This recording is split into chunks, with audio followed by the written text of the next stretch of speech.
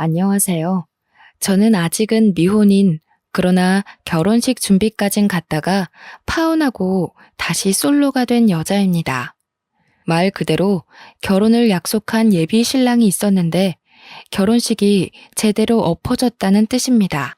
예비 신랑은 무엇보다 순수한 농촌 총각이었거든요.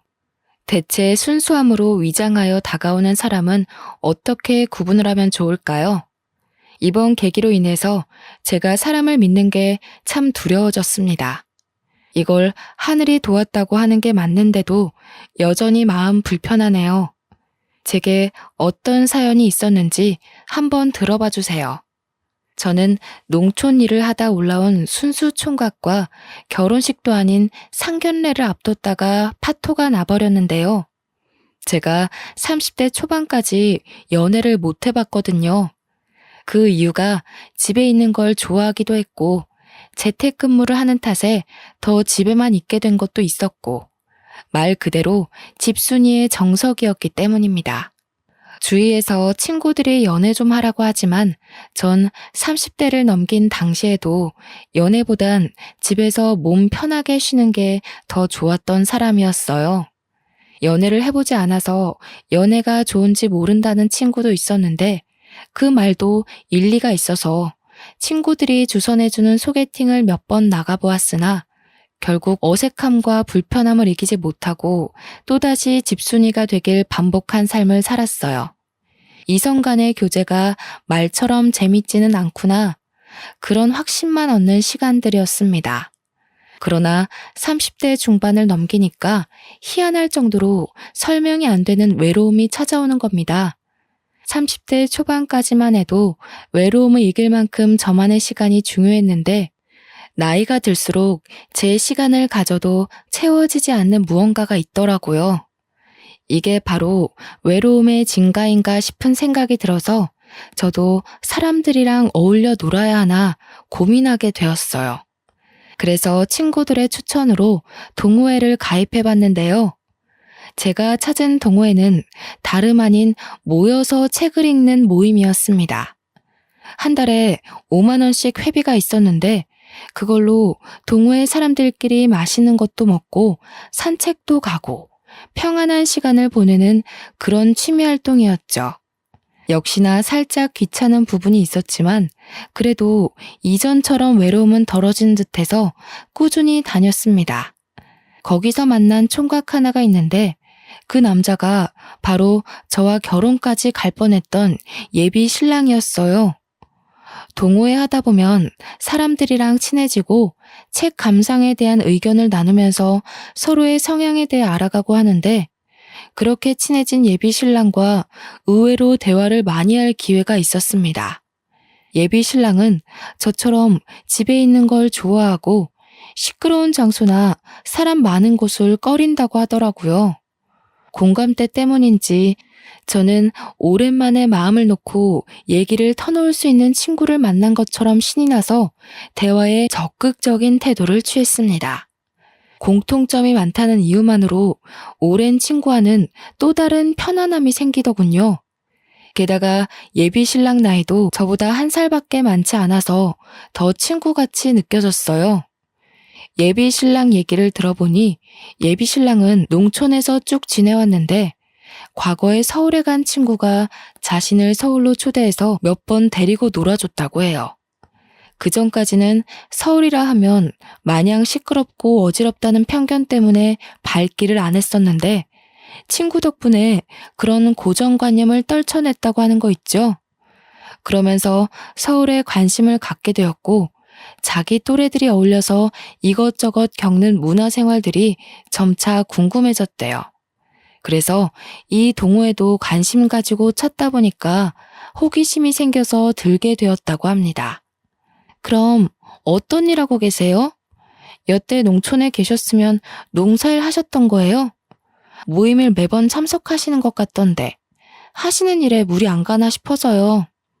아, 예.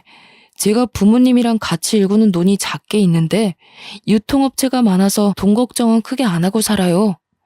제가 서울 구경 좀 하고 오겠다니까 부모님께서 흔쾌히 허락해 주시더라고요. 제가 농촌에 대해선 전혀 모르거든요. TV에서 드라마나 다큐로 본 게 달아서 어쩐지 여유가 있어 보이셨어요. 다 뒷받침해주는 힘이 있어서 그랬던 거구나. 예비신랑은 제 감탄에 쑥스러워하더니 오히려 자기는 불효자식이라고 하는 겁니다. 이유를 물어봤더니 어릴 때부터 지금까지 논리를 부모님과 자기 셋이서 일구고 있다며 다른 자식들은 자기 나이에 진작 부모님 용돈 드리면서 쉬게 해줄 텐데 그러지 못해 미안한 사정이라고 하는 거 있죠. 그 마음 자체가 이미 효심 깊은 자식이라고 느껴져 저도 모르게 예비 신랑의 자책에 잔소리를 얹고 말았습니다. 요즘 원수 같은 자식이 얼마나 많은데 그런 소리를 하세요. 요즘이야말로 기용 씨만큼 부모 생각하는 자식 드물어요. 저만 해도 부모님한테 안부 연락 못한 지 한 달이나 됐는걸요. 예비 신랑이 서슴없이 자기 가정사를 얘기해 주니까 저도 자연스레 가정사를 얘기하게 되었는데요. 저희 집 부모님은 아빠가 애국심이 깊어서 군장교로 일하신 분이세요. 지금은 정년퇴직하여 연금을 받고 노후를 즐기고 있는데 건물 하나를 매입해서 거기서 세를 받으며 소소한 용돈벌이를 하고 있다고 말해주었습니다. 그랬더니 예비 신랑이 저더러 건물주 딸이냐고 제가 감탄해줬던 것처럼 똑같이 놀려서 한참 히덕거리며 웃었던 기억이 납니다. 그 정도로 단기간에 친해진 거였죠. 그렇게 깊어진 인연은 어느새 연인으로 발전하게 되었고 예비 신랑은 저와 연애를 하면서도 늘 연애 초반처럼 쑥스러움이 많았습니다. 주로 먼저 리드를 하는 사람이 저였을 정도였어요. 예비 신랑이 내외를 한다기보단 저에 대한 배려가 너무 커서 손 한 번 잡는데도 굉장한 용기를 갖고서 물어보더라고요. 한 번은 데이트를 하다가 집까지 데려다준 예비 신랑이 작별 인사를 고했는데도 어물쩡거리며 발걸음을 돌리지 않는 겁니다. 얼마나 꾸물거렸으면 되레 제가 예비 신랑이 원하는 의미를 눈치채버렸지 뭡니까? 기용씨, 나 같은 여자 아니면 연애 어떻게 하려고 했대요? 이래서 결혼은 할 수 있으려나 모르겠네. 그냥 남자답게 한 번 안아달라고 해요. 미안해요. 제가 좀 쑥맥이라서 혹시라도 애정씨한테 피해될까봐. 그럼 한 번만 안아봐도 될까요? 예비 신랑은 제게 취향이란 것이 있는 줄도 몰랐는데 깨닫게 해준 남자입니다. 연애를 한 달 지속했을 때쯤 친구들에게 연락으로만 연애 사실을 알렸었는데요. 친구들이 드디어 연애하냐고 소개해달라고 어떤 남자냐고 숨 쉴 틈 없이 질문 세례를 너무 쏟아서 당시 정신이 없었어요. 너무나 순박한 남자라고 했더니 친구들이 저보고 남자가 잡혀 살겠다고 놀리기도 했습니다. 제가 집순이 생활에 연애를 못 해봐서 그렇지 맹탕인 성격은 아니었거든요. 한 번씩은 친구들이 무심하다, 까탈스럽다, 남자들이 그런 털털한 여자친구로 밖에 생각 안 한다. 이런 잔소리를 꽤 하곤 했으니 제가 어떤 타입의 여성인지는 감이 오시죠? 제가 봐도 친구들이 저 순박한 예비 신랑을 내가 잡아먹는 건 아닌가 놀릴만도 하더라고요. 친구들과 예비 신랑은 시간이 안 맞아서 직접 얼굴 보고 인사시키지는 못했으나 차라리 전 잘 됐다고 봅니다. 제 친구들 또한 성화가 얌전한 타입은 아니기에 아마 예비 신랑이 제 친구들을 마주했다면 기가 다 빨렸을지도 모를 일이었으니까요. 그런데도 제 예비 신랑은 자기 일정 때문에 친구들 못 만나줘서 미안하다고 제 친구들한테 자기 이웃이하는 과수원에서 사과를 인당 한 박스씩 보내준 거 아니겠어요? 야, 네 애인 장난 아니야. 그 남자 꼭 잡아. 연애 안 하더니 그렇게 좋은 남자 만나려고 네가 여태 솔로였나 보다. 너 진짜 잘해라. 그런 남자 놓치는 것도 죄야.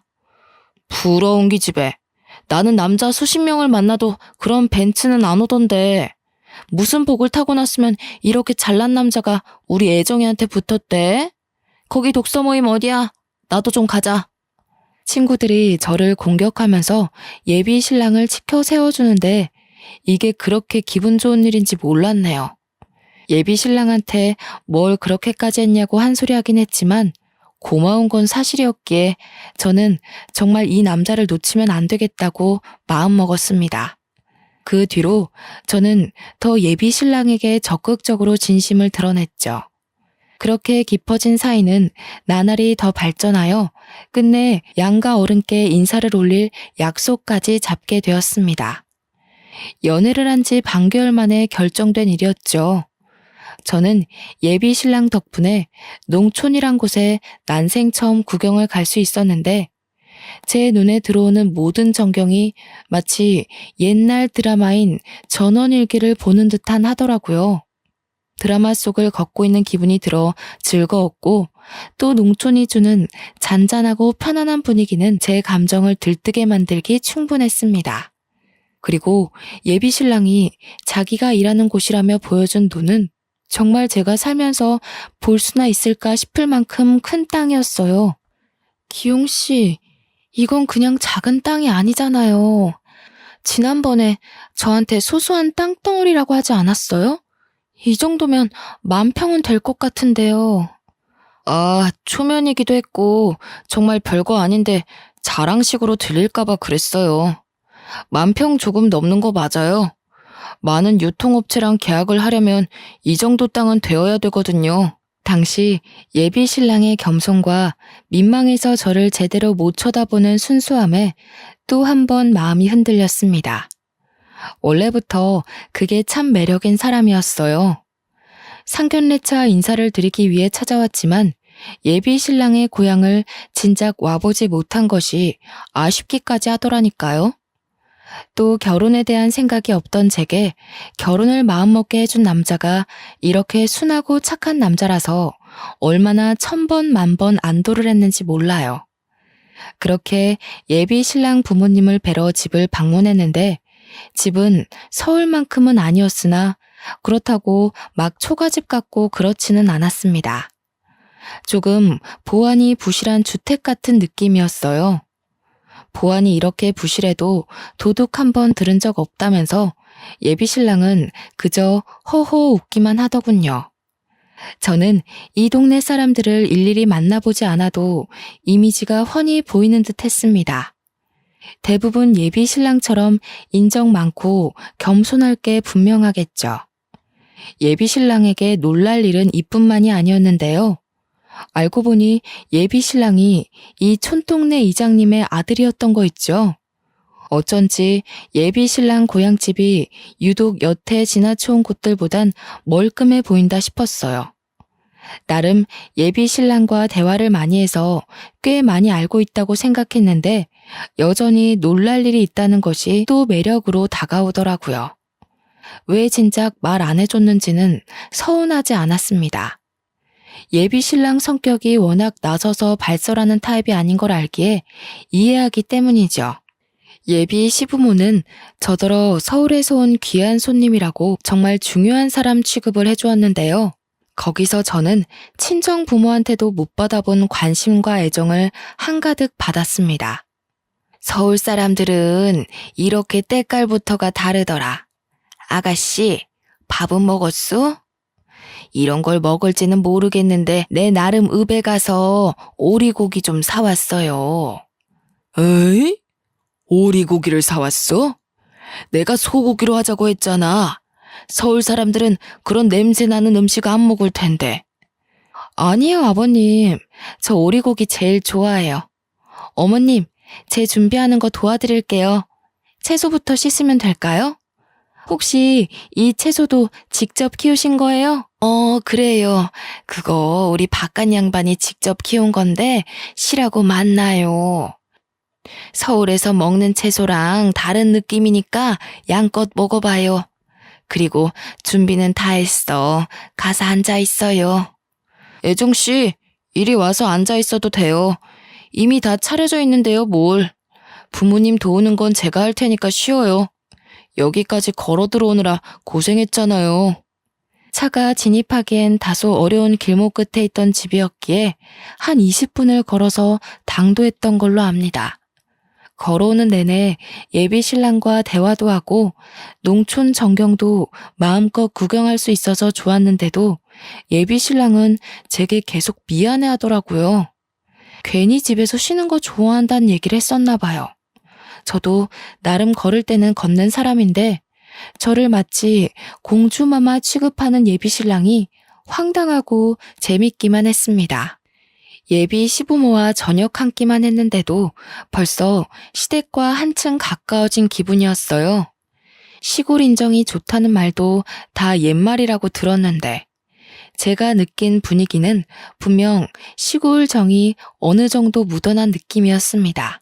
초면인데도 하룻밤 자고 오고 싶을 만큼 마음이 편했던 시간이었다는 거죠. 예비 시부모와 무사히 인사를 나누고 왔다면 그만 안심해도 될 법한데 저는 오히려 긴장이 솟구치더라고요. 친정 분위기는 예비 시댁만큼 따뜻하지 않거든요. 부모님이 제게 무심한 것이 아니라 저희 가족은 서로의 삶을 존중하기 때문에 평소에도 부모건 자식이건 굳이 먼저 연락이나 안부를 잘 묻지 않아요. 저 또한 친정을 오랜만에 찾는 건데 예비 신랑까지 데리고 가려니까 걱정될 수밖에 없었습니다. 그렇게 다복한 가정에서 지냈을 예비 신랑이 다소 삭막한 저희 부모님한테 상처라도 받을까봐 염려되었어요. 아니나 다를까 친정 부모에게 드리러 갈 때는 집이 아닌 웬 절에서 약속을 잡았는데요. 친정엄마는 전업주부인데 예전부터 꾸준히 절에 다니고 있었고 석가탄신일엔 그 절에 가서 행사를 도울 만큼 스님과 친분이 있기도 했습니다. 아주 어릴 때 엄마 따라 절에 한번 가봤는데 그 절이 워낙 작고 볼품없어서 당시 제가 갔을 때도 이런 게 석가탄신일 기념인가 싶을 만큼 사람이 없었어요. 제가 신경 쓸 일은 아니지만 손님도 안 오는데 부지런히 행사를 하는 것도 제 기준에서 이해가 되질 않았습니다. 어쨌든 아빠도 요즘 적적한 하루를 달래기 위해서 엄마 따라 절에 드나들고 있었으니 저희까지 절로 부르더라고요. 집에 있는 시간보다 절에 있는 시간이 많다면서 예비 신랑을 절로 데려오라고 했어요. 그냥 동네 산중턱에 있는 아주 조그마한 절이었는데 어릴 때 가보고 그날 두 번째로 가보는 그곳은 여전히 제 눈에 절로 안 보이는 허름한 곳이었습니다. 또 결혼 인사를 그런 절에 가서 드린다는 것도 못마땅했고 예비 신랑에게 미안했어요. 우리 부모님이 신실한 건 아닌데 그냥 습관처럼 절에 다녀요. 여기까지 오게 해서 미안해요.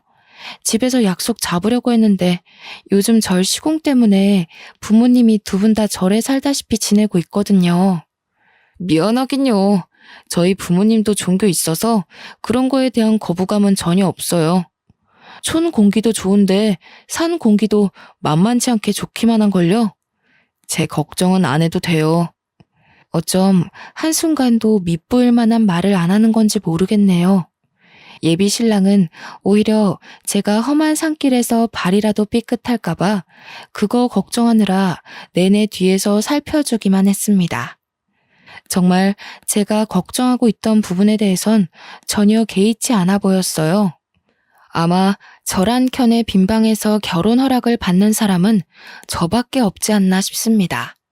저는 예비 신랑과 함께 친정 부모가 기다리고 있는 방으로 들어갔습니다. 부모님께 인사를 먼저 올리던 와중 그 사이에 스님 한 분이 들어오시더라고요. 엄마는 신경 쓰지 말라고 했으나 누가 봐도 그 스님이 예비 신랑을 살피는 눈치였어요. 눈치 없는 제가 느꼈을 정도면 예비 신랑 또한 알아차렸을 텐데 이건 환대를 하는 분위기가 아니잖아요. 저도 기분 상하는데 예비 신랑은 오죽했을까 싶더군요. 딸애한테 독서 모임에서 만났다는 말은 들었어요. 나이가 꽤 되는 것 같은데 아직 결혼을 안 하고 있었던 이유가 있을까요? 실례되는 질문이려나? 실례는요. 단지 부모님 모시고 일만 하느라 결혼 정년기를 모르고 넘겼던 것도 있고 또 애정 씨 만나기 전에는 딱히 결혼에 관심이 없었습니다. 부모님께서 한 번씩 선자리를 알아봐 주기도 했는데 억지스러운 만남 때문인지 마음이 잘 안 가더라고요. 그럼 현재도 논일을 하고 있는 겁니까? 구체적으로 어떤 일을 어떻게 하는지 듣고 싶네요. 적어도 제 딸애가 어떤 일하는 사람한테 시집을 가는지는 알고 있어야 된다고 보거든요. 좀 무례하더라도 이해해줘요. 그럼요. 요즘 결혼해서 딸 시집 보내는 것만큼 제대로 알아봐야 되는 게 없잖아요. 저는 20년간 부모님과 같이 벼농사 하면서 농수산식품 업체에 유통을 하는 일을 하고 있습니다. 현재 협업 중인 소비처는 6군데 정도 되고요. 애정 씨와 결혼만 허락해 주신다면 집이랑 혼수는 전혀 걱정할 필요 없다고 말씀드리고 싶어요.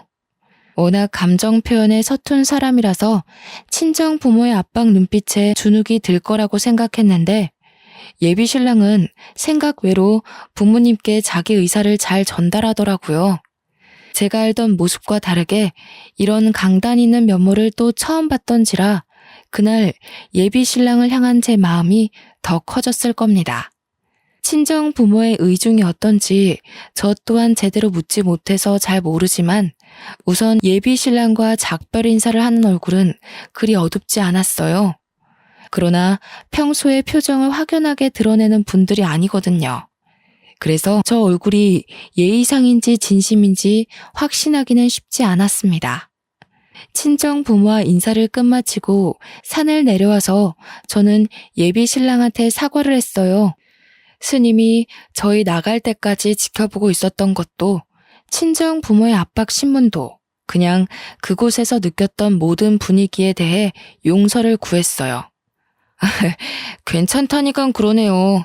딸이 좋은 남자한테 시집 가길 바라는 마음에 그런 거잖아요. 만약 제 딸이 시집을 간다고 남자를 데려왔다면 저 또한 애정씨 부모님처럼 똑같이 그랬을 거예요. 그게 딸 가진 부모 마음 아니겠어요? 예비 신랑이 매번 괜찮다고 해주고 단지 저라는 이유만으로 모든 걸 포용하려고 해서 고맙지만 한편으로는 솔직하게 서운한 걸 얘기해주길 바랄 때도 있습니다. 분명 마음 한켠에서 속상한 것이 있을 텐데도 그마저 그냥 합리화하려는 것 같아 제가 다 걱정이 되더라고요. 저한테는 밝히지 않지만 분명 속상했을 예비 신랑을 위해서 제가 할 수 있는 일은 친정 부모님의 솔직한 인정밖에 없다고 생각했습니다. 그래서 그날 이후 부모님께 온 연락을 통해서 저는 예비 신랑의 장점을 더 어필하려 했어요. 그런데 말입니다. 엄마가 먼저 예비 신랑 평판에 대해 선수를 쳐버리지 뭡니까? 스님이 조상부터 대대로 관상 공부를 해오셨던 분이야. 아무래도 그 남자랑 그만 갈라서는 게 좋겠구나. 스님 말로는 그 남자 인상이 사기꾼 상이래. 뭐? 엄마 아빠 생각해서 한우까지 사들고 간 사람한테 너무한 거 아니야? 그 스님이 뭘 안다고 기웅 씨를 함부로 판단해. 기웅 씨, 그 스님보다 내가 더 잘 알아. 관상 그런 거 다 미신인 거 몰라? 들어서 나쁠 거 있어? 그 총각 관상이 그렇다는데 어쩌겠어. 시간 두고 차차 정리해라. 안 좋다는 걸 굳이 끼고 살 필요는 없잖아. 너희 아빠랑 이미 말 끝난 일이니까 결혼은 없던 걸로 하는 게 좋겠다. 싫어. 나 원래 결혼 안 하고 쭉 독거 노인으로 살 생각이었는데 나한테 새로운 삶을 알게 해준 사람이야. 어떻게 그런 소중한 인연을 무자르듯 뚝 끊어내겠어? 엄마 아빠도 결혼했잖아. 나도 결혼해서 애 낳고 잘 살 거야. 누가 결혼하지 말라니? 그 총각이랑은 안 된다고. 다른 총각 찾아서 결혼해. 정 안 되겠으면 엄마가 스님 통해서 남자 하나 알아봐 줄게. 엄마, 그놈의 미신 좀 그만 믿으라고 했지. 엄마가 마음 기댈 때 필요해서 자꾸 쓸데없는 것에 눈 돌리는 거 알겠는데 나한테까지 이상한 미신 강요하지 마. 고작 그런 걸로 내 결혼 반대할 거면 차라리 우리끼리 시고 올릴게. 그날은 사춘기 이후 엄마랑 처음으로 다툰 날이었습니다. 엄마한테 상처 주는 말을 좀 많이 했던 것 같아요. 그 순간 내가 선택한 남자가 거절당했다는 서운함과 더불어서 예비 신랑과 예비 시부모에게 받은 친절에 대한 미안함 때문에 욱해서 엄마한테 나쁘게 말해버렸네요. 현재는 제 인생에 손꼽을 정도로 후회가 되는 날이기도 합니다.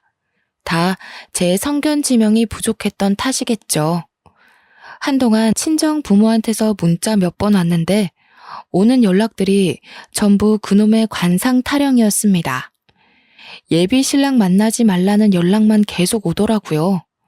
부모님한테 문자를 이렇게 많이 받아보는 것도 학생 때 이후로 처음이었습니다. 엄마한테 막말한 건 미안했지만 그래도 끝까지 딸 마음은 고려하지 않는 부모님이 미웠어요. 자식 이기는 부모 없다는데 우리 부모님은 제가 절대 결혼 못하도록 혈안이 돼서 지켜봤습니다. 엄마가 특히 미신을 잘 믿는 사람인데요. 무당, 목사, 스님 가리지 않고 그런 사람들을 믿어요. 신을 모시는 존재들은 남다르다나 뭐라나. 여태 그런 엄마의 마음을 존중해주면서 터치하지 않았는데 그게 제 삶에 영향을 미치는 거라면 저는 갈등을 일으킬 수밖에 없다고 봅니다. 자식이라고 모두 부모가 가는 발자취를 따라가야 하는 건 아니잖아요. 저와 예비 신랑의 상견례는 저희 부모님 반대로 결국 미뤄졌습니다.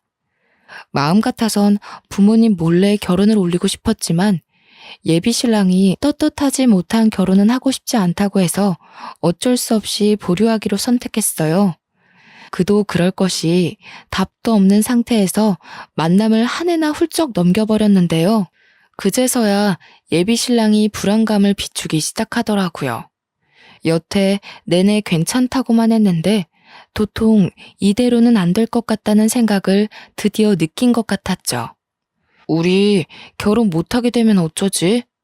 내가 자기 말고 다른 여자를 사랑할 수 있을지 모르겠는데 어떻게 방법이 없는 걸까? 그냥 우리 이대로 그만해야 되는 건 아닐까? 그만하긴 뭘 그만해. 우리가 여기까지 어떻게 기다렸는데. 무조건 결실 맺어야지. 내가 부모님이랑 연 끊을까? 우리 그냥 몰래 도망쳐서 외국 가서 살래? 그건 안 돼. 어떻게 천륜을 끊으면서까지 잘 살길 바라겠어. 그런 강큰 짓은 절대 안 해. 그렇게 한다고 하더라도 결코 행복하지 못할 거야. 친정 부모의 허락이 없다면 이 결혼은 몰래 진행시키는 수밖에 없는데 예비 신랑은 꼭 정식으로 인정받으려고만 하더라고요. 그렇다면 저도 친정 부모와 다투는 건 진이 빠져서 더는 못하겠고 제가 할 수 있는 건 불안해하는 오직 예비 신랑을 지켜보는 것밖엔 없었습니다. 나중엔 제가 예비 신랑한테 미안함을 넘어서 연민까지 느끼고 있더군요. 지치지도 않는지 예비 신랑은 우리 부모님께 무조건 인정받겠다고 노력하는 착한 마음씨까지 보였습니다.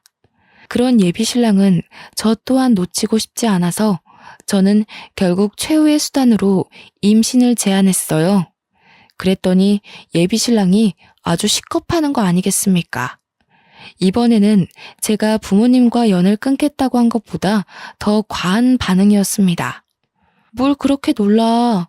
어차피 우리 결혼하게 될 거고 그럼 애도 가질 텐데. 혼전 임신을 하면 우리 부모님도 허락해주지 않겠어? 비록 억지로 허락을 받아내는 꼴이겠지만 그래도 이대로 계속 지내는 것보단 나을 거야. 말도 안 되는 소리 하지 마. 다 절차가 있는 건데 무슨 그런 말을 해. 그리고 나 혼전 순결이라고 했잖아.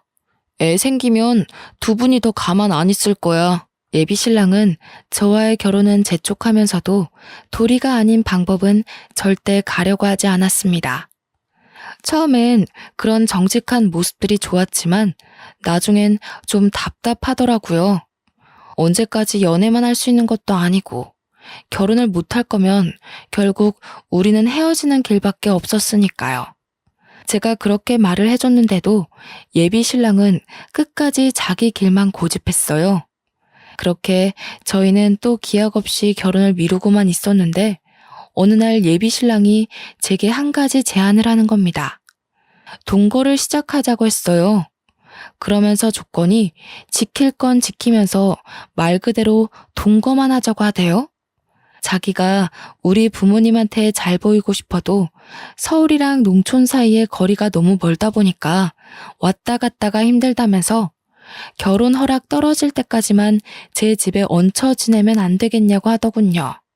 예비 신랑이 생각한 절차가 겨우 이런 건가 싶었지만 일단 방법이 없으니 뭐든 해보자는 식으로 허락을 했습니다.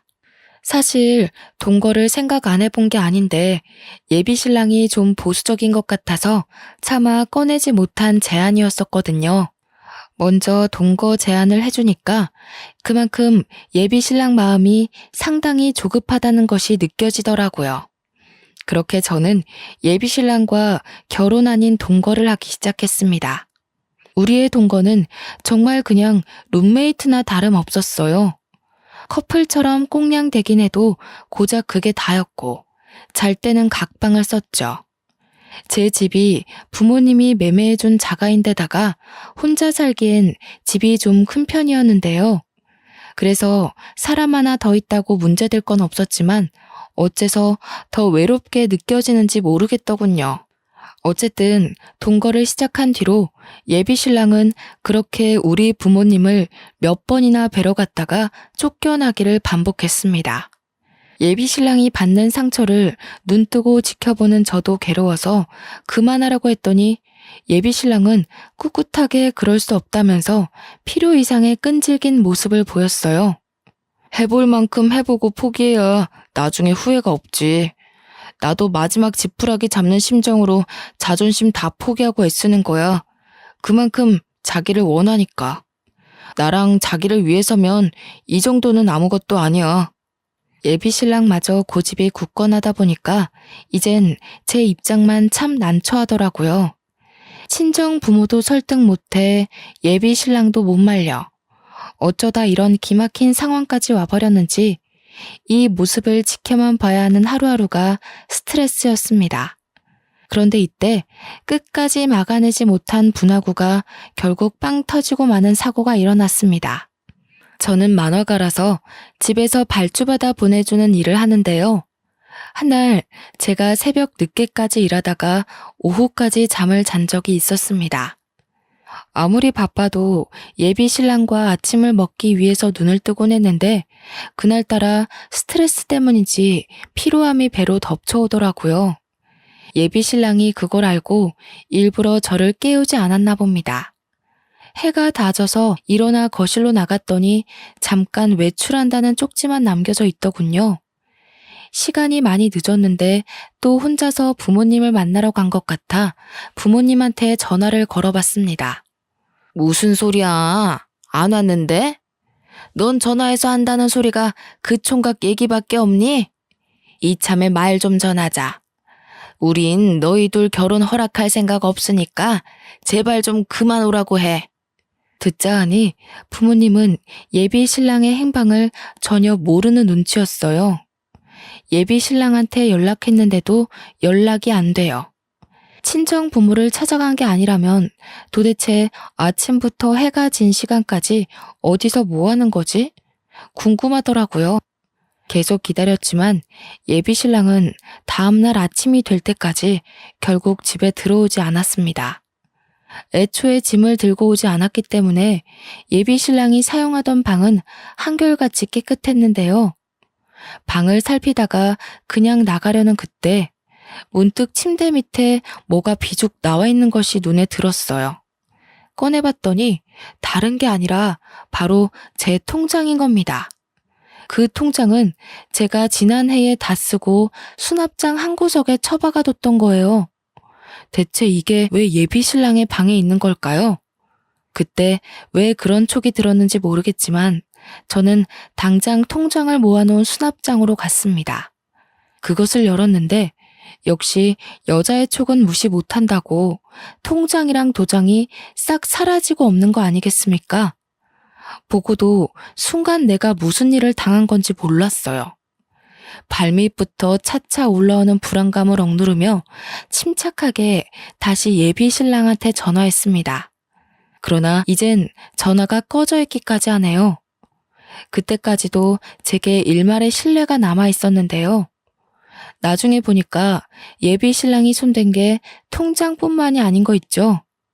부모님이 선물해준 명품 시계며 액세서리 등 비싼 것만 싹 사라졌더라고요. 명품도 명품이지만 저는 우선 없어진 통장 때문에 아침부터 은행을 찾아 계좌를 조회해봤습니다. 아, 은행원으로부터 하나같이 전부 빈 통장이라는 말만 들었지 뭡니까? 그때서야 저는 머릿속이 탈탈 털리고 말았죠. 말 그래도 온전한 이성을 붙들고 있을 수가 없었어요. 도둑을 맞았잖아요. 다른 사람도 아니고 사랑하는 사람한테 발등을 찍혔잖아요. 가족보다 더 많이, 더 깊게 마음을 나눴던 사람입니다. 그런데 어떻게 하루아침에 이런 식으로 뒤통수를 칠 수가 있죠? 대체 왜요? 전날까지만 해도 저한테 조격을 선수해주던 남자였어요. 이게 앞뒤 어울리는 상황인가요? 그 당시 다리가 후들거려서 제대로 지탱하기 힘들 정도로 혼란스러웠지만 일단 예비 신랑을 당장 경찰에 신고하고 농촌으로 향했습니다. 예비 신랑은 농촌 사람이기 때문에 서울에 저 말고 연고가 따로 없거든요. 예전에 서울 소개해줬다는 친구도 오래돼서 연락 끊은 지가 꽤 됐다고 했고 농촌에서 세월을 다 보냈다 보니까 있던 친구들이 자연스레 멀어졌다고 했어요. 그러니 급하게 갈 곳이라곤 당연히 고향밖에 없지 않겠습니까?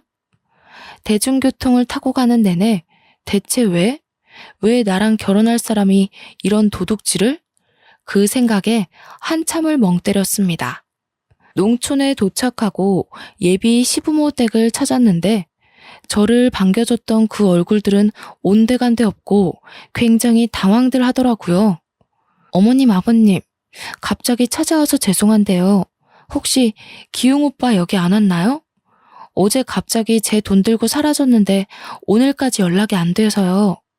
양해를 구하고 사정까지 대충 말하며 물었는데도 예비 시부모는 더 당황하기만 할 뿐 자기들은 모른다는 말만 고집하는 거 있죠. 근데 그 모습이 누가 봐도 티가 날 정도로 우왕좌왕하는 태도였습니다. 그냥 지나치기엔 제 두 눈에 두 분이 수상해 보였다는 거죠. 분명 예비 신랑이 어디 있는지 아는 것 같은 표정이었어요. 여기까지 오는 내내 예민해졌던 저는 결국 화를 냈고 경찰 불렀는데 자꾸 예비 신랑 일 숨긴다면 시부모도 신고할 거라고 했더니 그제서야 식겁하며 입을 여는 거 아니겠습니까? 아유, 우리는 정말 모르는 일이에요. 그냥 그 총각이 부탁 들어주면 돈 준다길래 아가씨 하나 올 거니까 부모인 척만 해주면 된다고 해서 그렇게만 했을 뿐입니다. 그 총각에 대해선 정말 아무것도 몰라요. 미안해요, 아가씨. 신고만 하지 말아요. 이건 또 무슨 날벼락 같은 말인지요. 제가 더 감당해야 할 문제가 있었나 봐요. 지금 예비 신랑이 여기 이장님 아들이 아니라고 하지 않습니까? 게다가 여기 이장님도 예비 신랑을 겨우 2번 본 사이라고 하는 겁니다. 처음에 예비 신랑이 와서 황당한 부탁을 했을 때 이거 사기 아니냐고, 나중에 우리한테 문제 생기는 거 아니냐고 이장님이 불안해서 물었는데도 예비 신랑은 어디 떠벌리면 가만 안 두겠다고 위협을 했다고 합니다. 그러니까 이 사람들은 저의 예비 시부모가 아니었던 거예요. 생판 관련 없는 사람이었다고요. 이장님 말을 듣고는 그만 다리에 힘이 풀려 그대로 주저앉아 버렸습니다. 심지어 이장님 입에서 나오는 예비 신랑의 모습은 제가 알던 사람이 아니었어요. 아마 그게 예비 신랑의 본색이겠죠?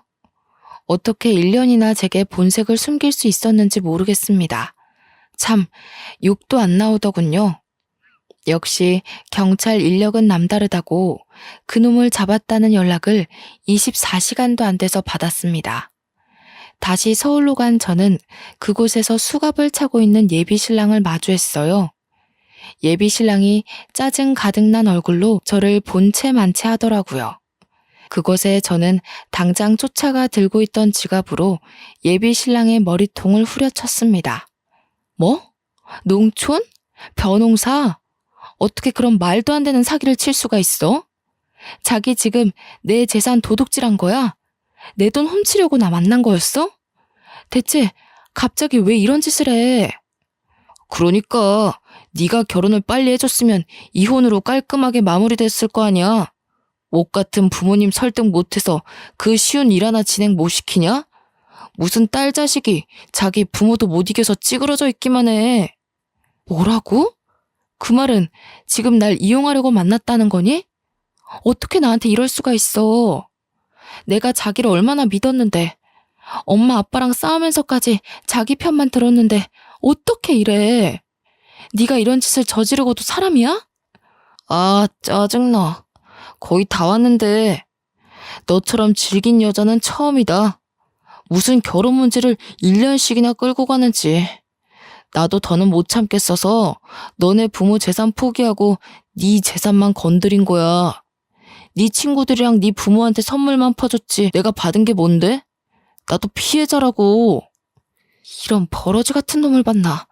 너 내가 무슨 수를 써서라도 콩밥 먹일 거야. 나를 1년이나 속였다고? 내가 받은 상심 그대로 다 갚아줄 테니까 각오해. 어처구니 없는 논리를 당연한 듯 짓거리는 예비신랑에 충격이 잇따랐습니다. 그동안은 몰랐던 처음 보는 모습이었으니 쉽게 마음 정리가 되지 못했죠. 예비신랑은 원래 목적이 친정부모 재력이었고 그 다음이 내 돈, 예물, 그리고 재산 분할이었다고 하더군요. 나중에 경찰이 더 알아보니까 결혼을 하게 되면 저한테 몰래 상간남을 붙여 소송한 뒤 그 돈까지 받아먹을 계획도 했다고 합니다.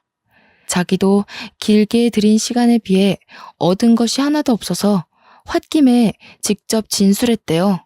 당연히 제가 뒤이어 신고했던 농촌 이장님도 조사 차원에서 경찰서를 방문했습니다.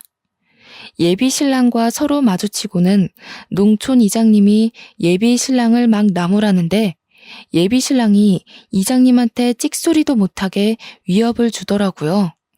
경찰이 아니었다면 한 대 칠 개새도 있었던 것 같아요. 결국 예비 신랑이 제게 말했던 것들 중 진짜는 하나도 없었던 겁니다. 연이어 닥치는 충격에 저는 결국 울음을 터뜨리고 말았는데요. 예비 신랑은 그 와중에도 자기가 훔친 것들을 내놓기 싫어서 숨기느라 경찰이랑 실랑이를 벌이고 있었습니다. 소식을 들은 친정 부모가 경찰서에 있는데 부모님은 제 탓을 하지 않고 예비 신랑만 욕을 하면서 고소할 거라고 맞대응했고요. 이제 보니 예비 신랑이 애 안 갖겠다고 한 것도 부모랑 영 끊지 말라고 말한 것도 전부 자기 발목 잡힐 일 만들기 싫어서였고 부모님 재력을 포기 못해서였던 거죠. 생각할수록 열이 받쳐서 저는 그대로 신고 있던 운동화를 벗어 예비 신랑 등짝을 패기 시작했습니다.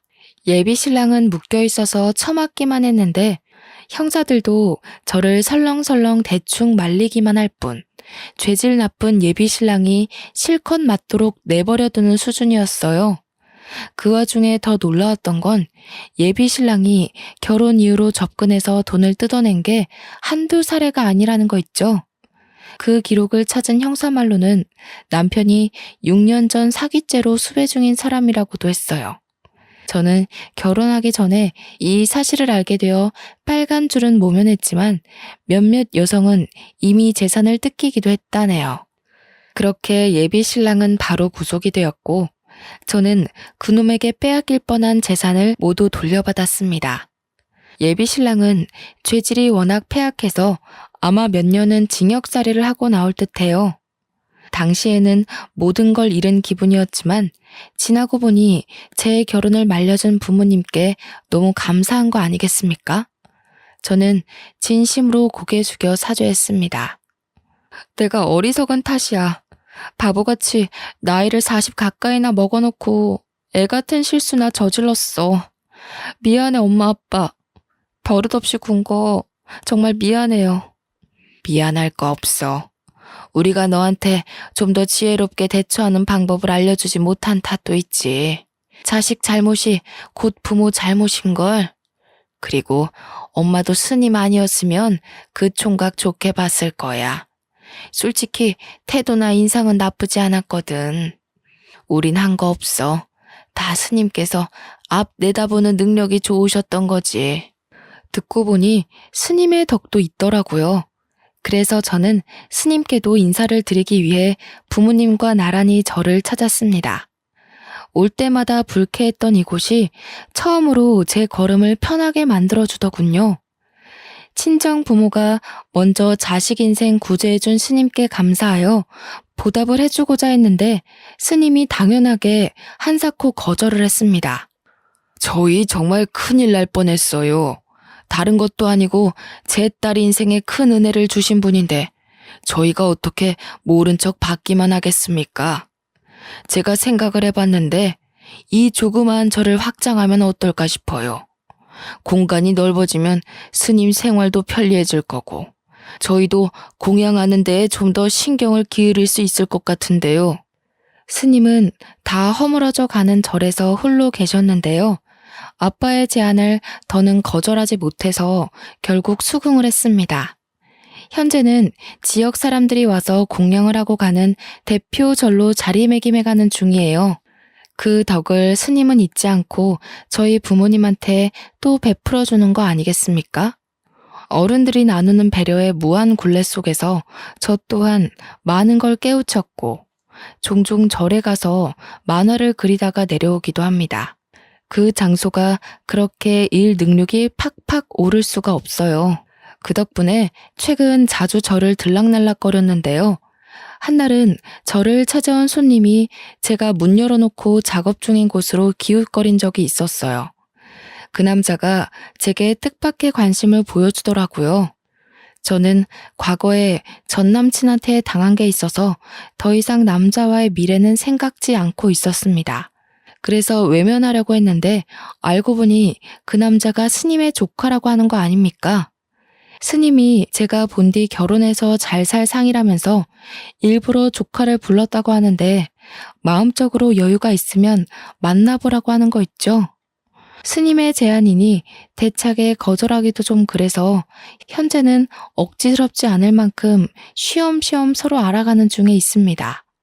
적어도 한 1, 2년은 섣부르지 않게 제대로 알아볼 생각이에요. 그래도 살면서 사기는 안 당하고 살 거라고 생각했는데 성격이 까탈스러우면 뭐합니까? 결국 콩깍지가 씌어지면 멍청이처럼 아무것도 못 보는데 말이죠. 저의 덜 떨어지는 성견지명 때문에 하마터면 제 부모님한테도 어마한 피해를 줄 뻔했잖아요. 지금도 충분히 부모님께 죄송한데 이보다 더한 잘못을 저질렀다면 어땠을까? 정말 상상만 해도 끔찍한 현실이었을 겁니다. 이래서 이성을 지배하는 감정의 움직임이 참 무서운 법이라고 하나 봐요. 앞으로는 사람 만나는 데서 정말 신중을 기울여야겠습니다. 누가 정답 좀 옆에서 알려주면 좋겠네요. 다들 저보다 현명하게 대인관계를 관리하실 거라고 봅니다. 부디 삶에서 사람에게 뒤통수 맞는 일은 없기를 간곡하게 기원하겠습니다. 지금까지 제 글 감상해 주셔서 감사합니다. 좋은 하루 되세요.